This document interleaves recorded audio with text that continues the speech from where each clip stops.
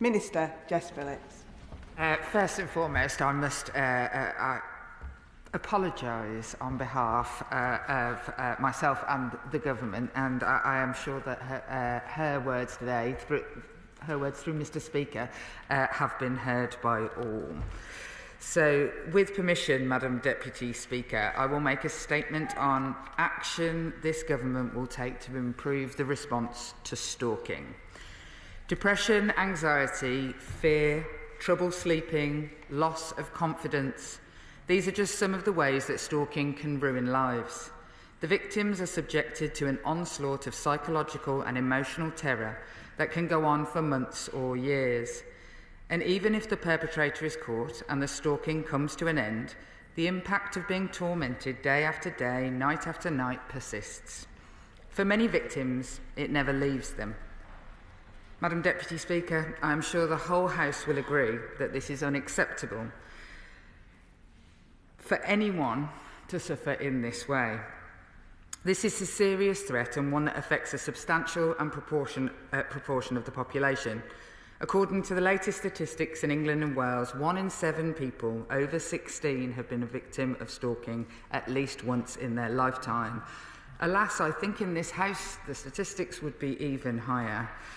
Given the scale and impact of these crimes, it is right that we ask ourselves whether enough is being done to stop them and when they do occur. And are we responding to that effectively? And I'm afraid to say, Madam Deputy Speaker, that the answer on both counts is no. In September, following the joint investigation of His Majesty's Chief Inspector of Constabulary and the Independent Office for Police Conduct and the College of Policing, published a report in response to the super complaint on stalking made by the Susie Lampu Trust. That report found that significant changes are needed to improve the police response.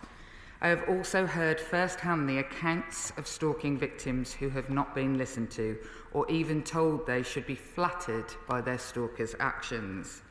This is totally unacceptable and it has to change. The Super Complaint Report made 9 recommendations for government, and I can update the House today on the actions this government intends to take in response. We will introduce a power to issue multi-agency statutory guidance on stalking, which will set out for the first time a robust framework for how frontline professionals should define stalking and better work together. We will conduct a review of stalking legislation to determine whether and how the law can be changed, and improve our understanding of the operation of current law by publishing more data on stalking offences. We will also make good on our manifesto commitment to give victims the right to know who their online stalker is. The House may be surprised to hear that they do not already have this right.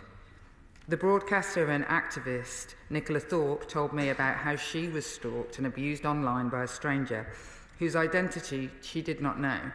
Her stalker set up almost 30 social media accounts, sending her a constant stream of violent and misogynistic messages. Her ordeal was made worse when she was told by the police that while they knew who her stalker was, they could not tell her, even after he was arrested.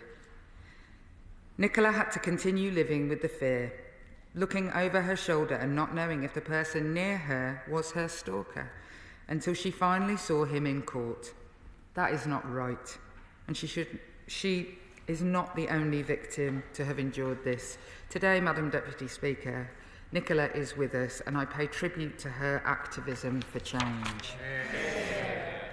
I want to take this opportunity also to pay tribute to my right honourable friend, the member for Islington South and Finsbury, who unfortunately is busy chairing the Foreign Affairs Select Committee at present. She heard about Nicola's story when we were in opposition and worked with her on the development of a new policy that is coming to fruition today.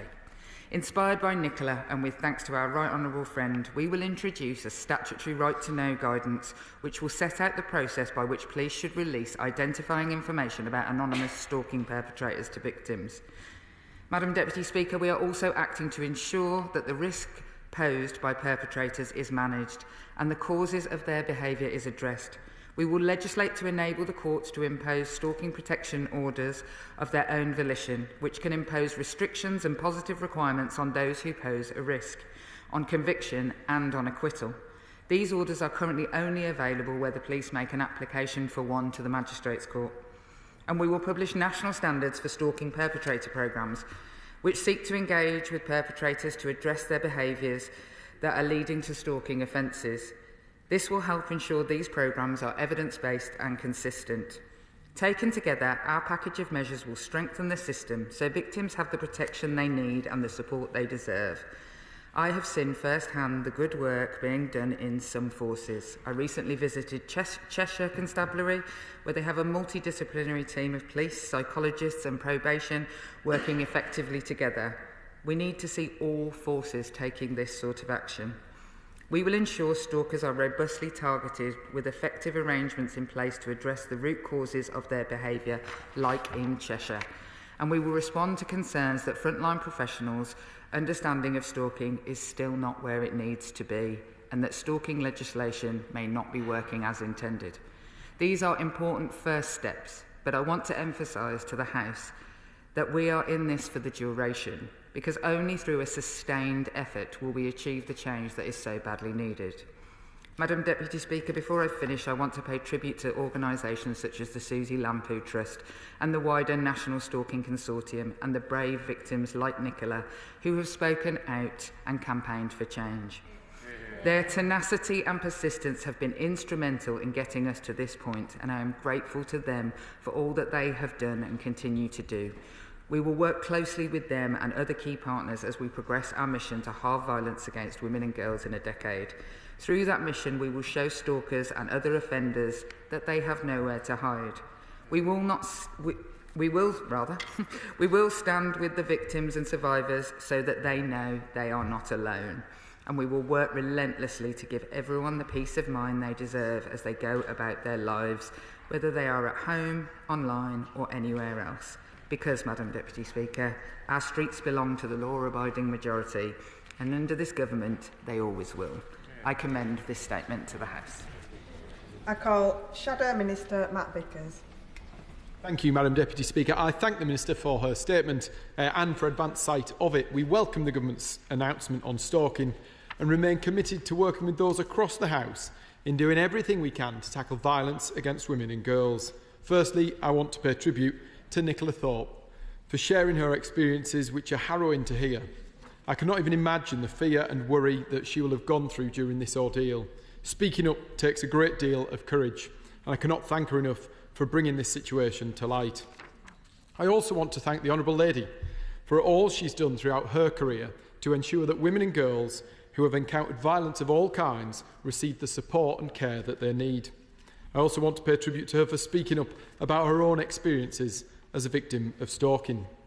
As my honourable friend, the member for Rutland and Stamford, pointed out in a previous debate, we must also discuss men and their part in these incidents, who, as evidence shows, are more likely the perpetrators of violence against women and girls.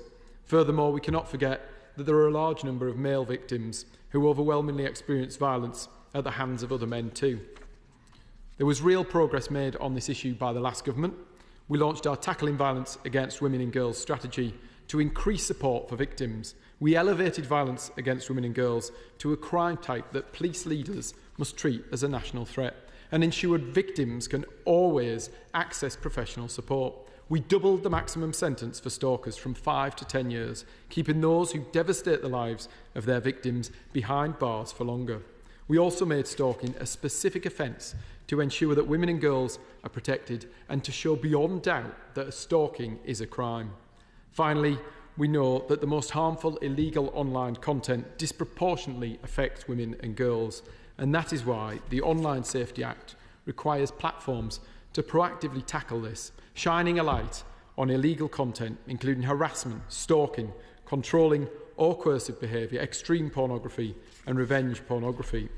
It's not right that victims have to live in fear because they're not allowed to know who their stalker is. And that is why I welcome the government's announcement today that police will be able to reveal the identity of online stalkers under the new right to know powers. I'm pleased that the courts will be able to impose stalking protection orders directly at conviction or an acquittal if there is enough evidence to suggest there's still a risk to the victim. We also welcome the announcement that multi-agency statutory guidance on stalking will be introduced so that professionals will know better to work together to tackle this issue. However, we know there is still much more to do to tackle not only the crime of stalking, but violence against women and girls.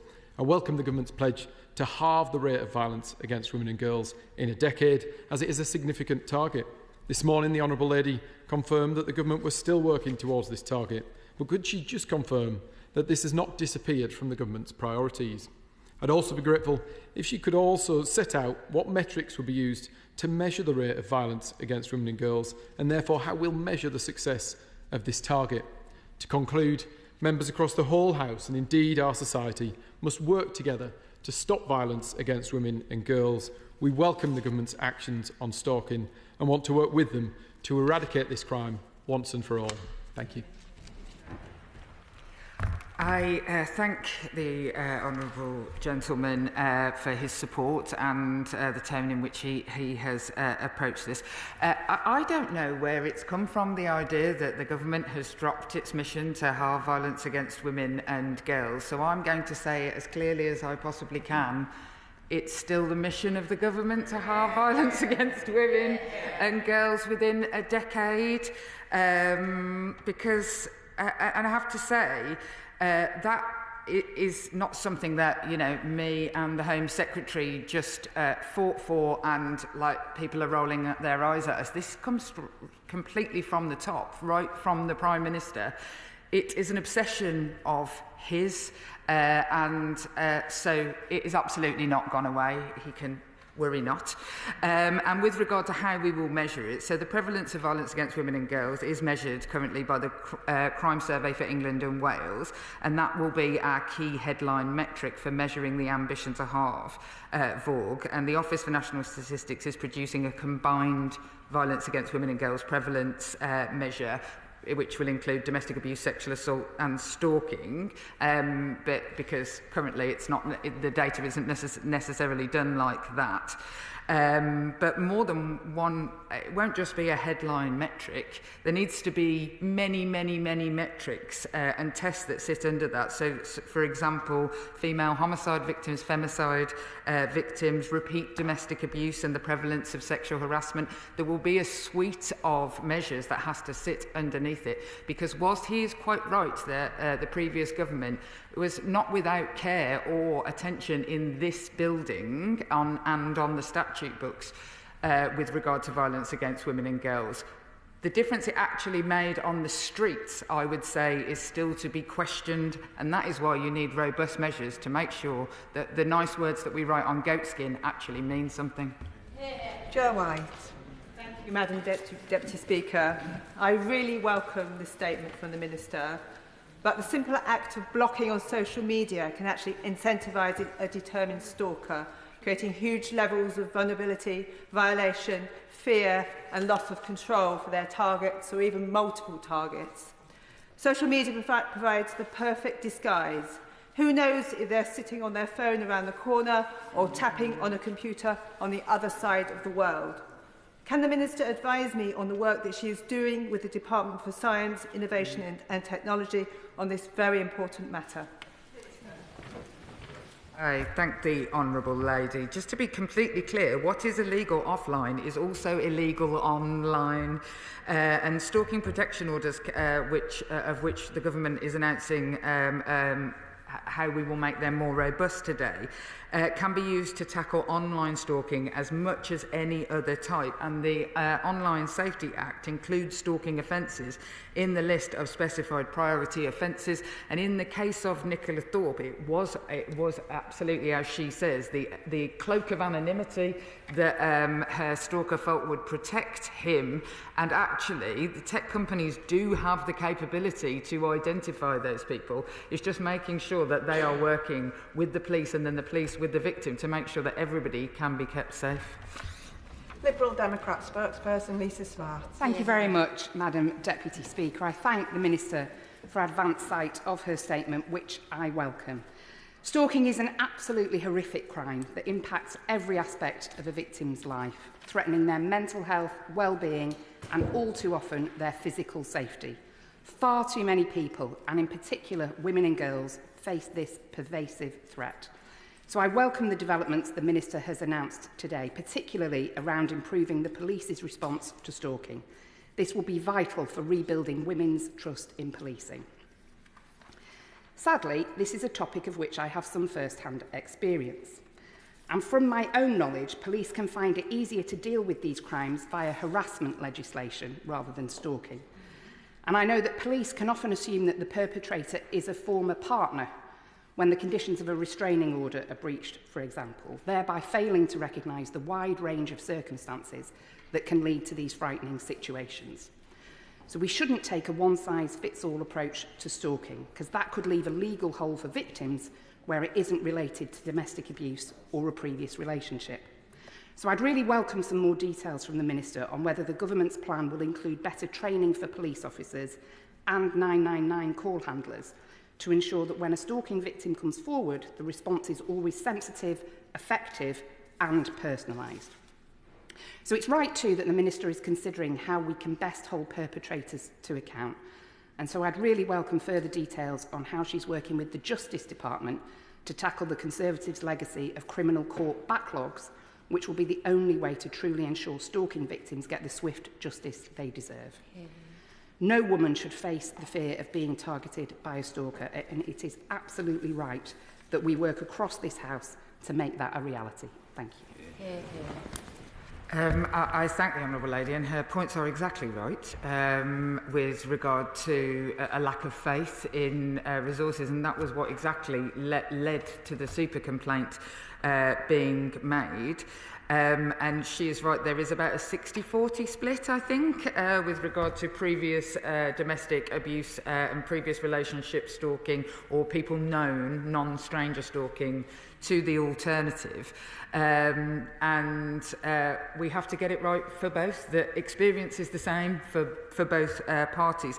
The National Police Chiefs Council is engaging with 43 police forces to coordinate the response to the recommendations of the super complaint, and police chiefs are required to publish an action plan setting out how they will respond, and some have already done so. I pay massive tribute to Cheshire, actually the Met as well, have an amazing multi-agency system here as well, and I will be monitoring their progress to ensure that is the case. We will be reviewing the legislation of the 2A and 4A offence, which, as she quite rightly points out, sits within harassment legislation, and as somebody who has taken a number of harassment charges myself also, I know that sometimes the charge that appears on the sheet doesn't feel like the one that I have been the victim of. Rachel Taylor. Thank you very much, Madam Deputy Speaker. I'd like to thank the Minister for her statement this afternoon. I know that this will be welcome news to any victim of stalking, and I'd like to thank her for her relentless work around this issue, and I know that this has personally affected her. I'd also like to thank the Honourable Member for Islington South and Finsbury for all of her work on this matter. I know that my local police force will really welcome this news, and I will be out with them on Monday evening on a walk with women and girls with the aim of reducing violence, but also enabling those women to talk about their experiences of violence and stalking. And I think this will be welcome news to everybody in my constituency of North Warwickshire and Bedworth. As a local to North Warwickshire and Bedford, localish by the standards of this building, our accents aren't too dissimilar, which is very pleasant for me to hear. That I very much look forward to working with police forces across the country to make sure that wherever a victim of this crime, whether male or female, to the Honourable Gentleman's opposite point as well, that the right service is there the first time they come forward, and so I look forward to working with her and any member of the House who wishes to also take part. Sir Julian Lewis. May I congratulate the Minister on taking office, and may I ask her if she'll elaborate a bit more on what the problem's root is when it comes to not knowing who is doing electronic stalking or harassment. Does the main problem lie with the internet companies, or does it lie with the police, who sometimes think that privacy is such an absolute right that misbehaviour does not vitiate it? I suspect the truth lies somewhere in between, but what we are announcing today, so in Nicola's case, actually, the police were not unable to find out the information from a series of, anonymous accounts, some of which were pretending to be women, for example. They were able to find that information out. The problem came to the second point that the Honourable Gentleman made about privacy. And actually, police forces are worried about being bogged down in red tape. And so what we will put on the statute book in statutory guidance is essentially the power that flows from the Home Secretary to tell police forces that they can give this information, because actually safeguarding is a perfectly legitimate reason in all of our legislature to override privacy in this circumstance. Peter Swallow. Thank you, Madam Deputy Speaker.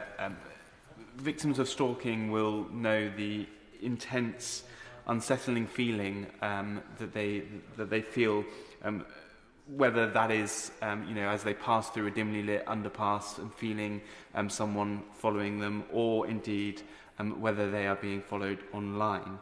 And I want to thank the Minister for really highlighting the importance of tackling stalking wherever it takes place. Can the Minister outline how the new Right to Know guidance will reinsure and empower victims and help protect them from further abuse?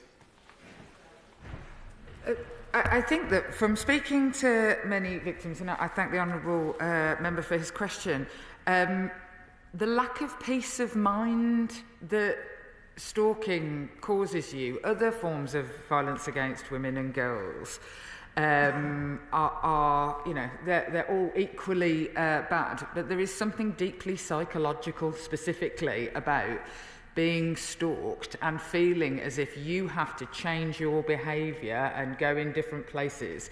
And the right to know who your stalker is, first and foremost, so that you can rule out people that you know. Because actually what most women in our country know is that they are more likely to be abused by somebody that they know. And so you would be second-guessing all the time, being driven further mad by the anonymity of that stalker. And so even without any justice outcome, them being empowered, giving them back the power and control over the situation, actually that is a gift that has been taken from them. Fuller.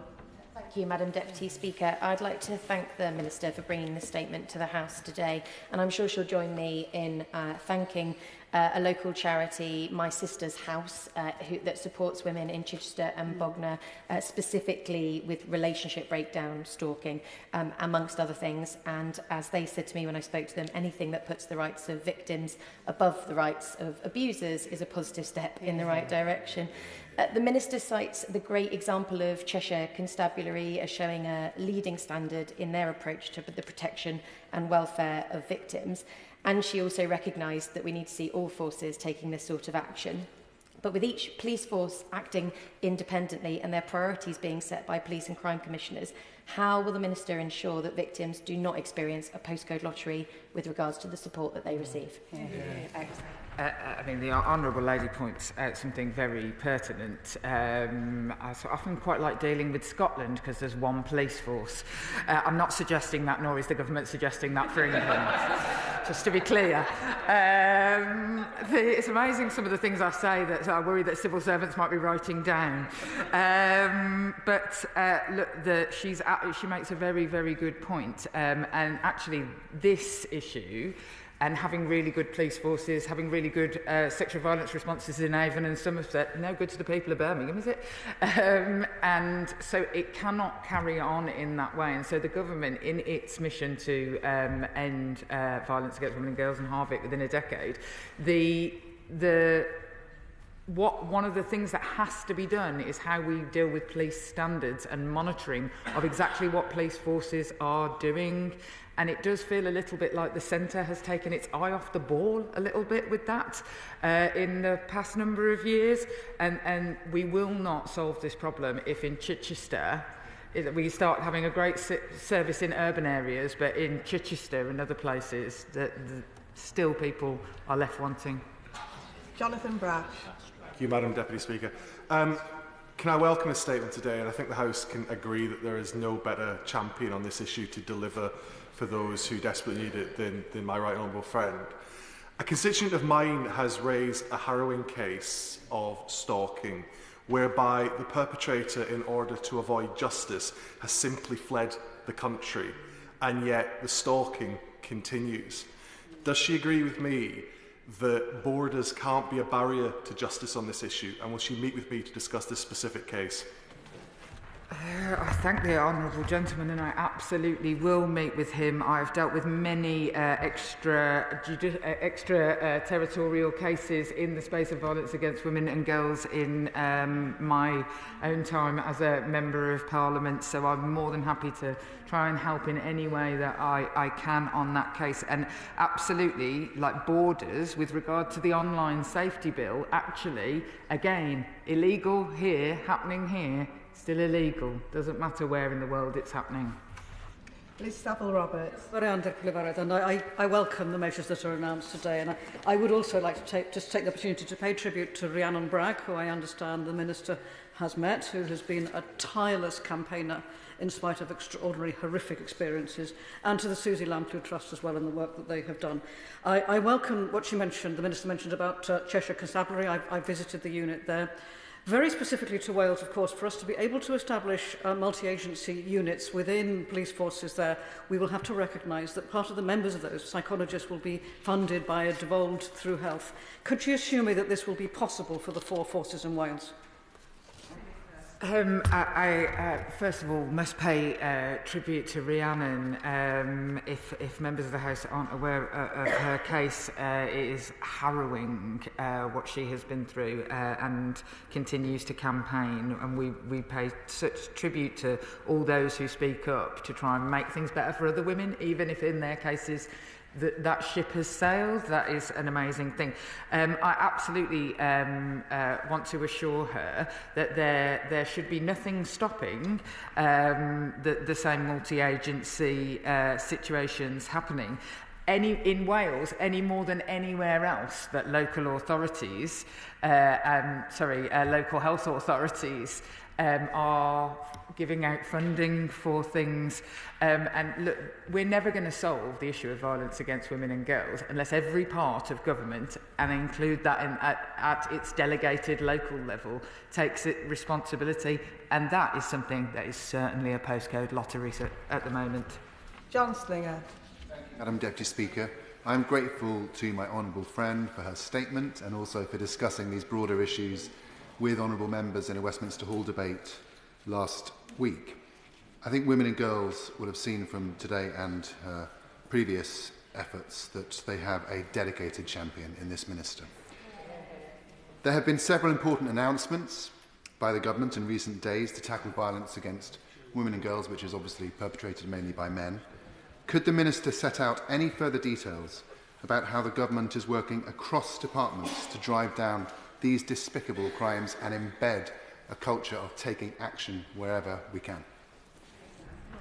I thank the honourable gentleman, and I am mindful here that sat here on the Treasury bench with me now is my honourable friend from MHCLG, who has frequently attended meetings alongside us in the Home Office to discuss the issue really specifically of how local authorities and housing interacts with the life of victims, specifically, I suppose, of domestic abuse and those fleeing other forms of abuse and violence.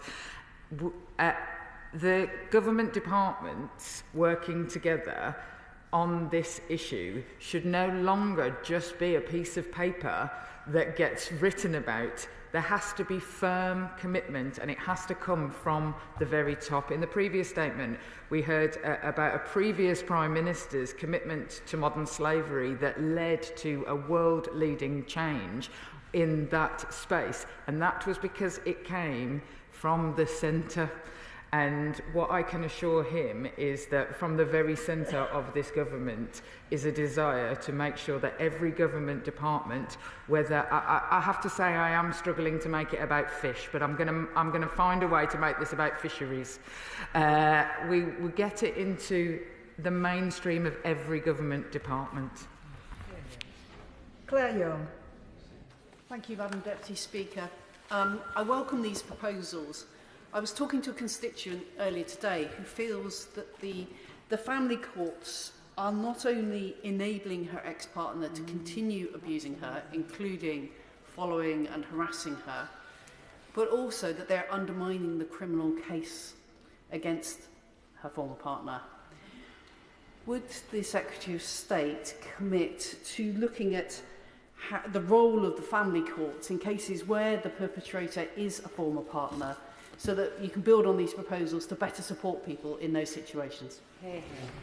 I thank the honourable lady, and I pay tribute as well to my honourable friend, the member for Pontypridd, who is my equivalent in the Ministry of Justice, and who the department that leads on the family court. I suppose all I would say is that the family courts came up in the very first mission board with regard to violence against women and girls, is that we will not solve the issue specifically of domestic abuse and in fact child abuse in our country. We won't go anywhere near it unless we look at our family courts. Jonathan Davies. Madam Deputy Speaker, I welcome the statement that the Minister has made. In 2021, a young woman was killed by her stalker in Derbyshire. I won't mention her by name in this House because, given the urgent nature of this statement, I haven't had the opportunity to reach out to her family.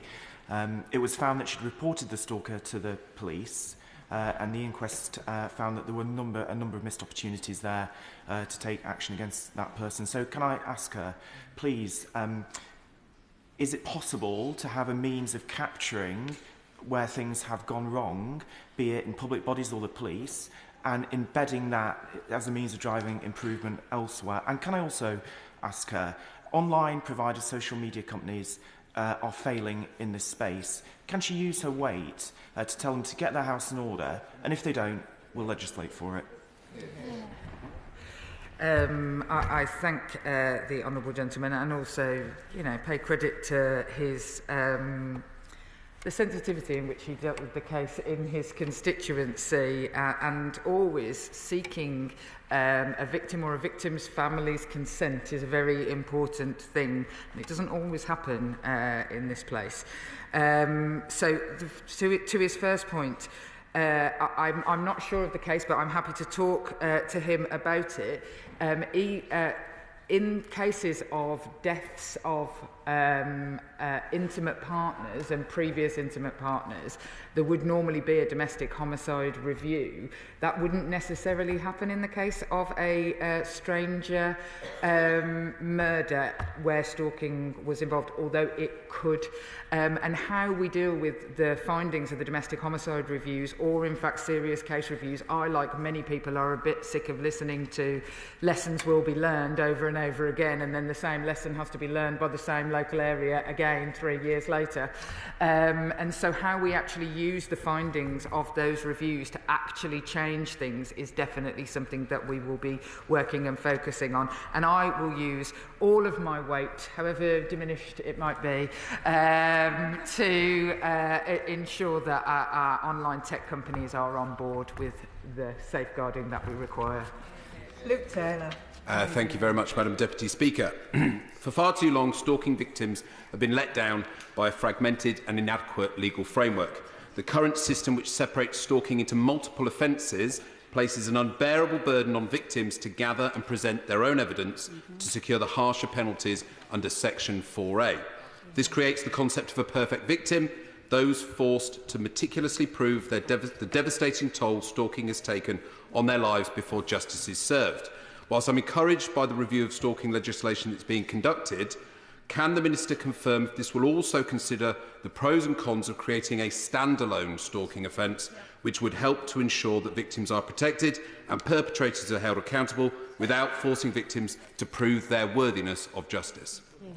I thank the honourable gentleman, and I agree with him, and actually the thrust of the super complaint was not dissimilar to what he is putting forward here today, and we will work in reviewing the legislation. He's absolutely right about the confusion between both a 2A and a 4A offence, and that element of proof that a victim has to do, often in front of the person who's done this to them, which is a bit delicious for the perpetrator to listen to how awful it's been for the victim. And we will be working with all of the stalking organisations and the brilliant Victims Commissioner in London to make sure that when we look at the legislation, that those things are all taken into account. Tom Hayes. Thank you, Madam Deputy Speaker. I welcome these tough new measures against stalkers and protections for victims. And before I was elected, I ran domestic abuse services, so I must confess to feeling a little bit irked by a comment by the Shadow Minister, which was sowing seeds of doubt about this government's commitment to tackling violence against women and girls, particularly when this new measure is coming forward in the House. I hope that was a throwaway comment rather than the start of a sustained campaign against the government. But I want to ask here about the importance of bringing public bodies together. We know there must be an integration of criminal justice services, third sector organisations and support services. Could the Minister outline how, at a local level, these measures will lead to the integration of those responses? I thank the honourable gentleman and thank him for the opportunity to once again say I'm not sure where that has come from, but I'm happy to dispel it always.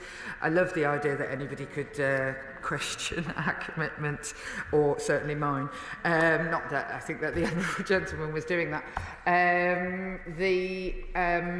With regard to the multi-agency statutory guidance, local areas will have a duty to pay it in mind.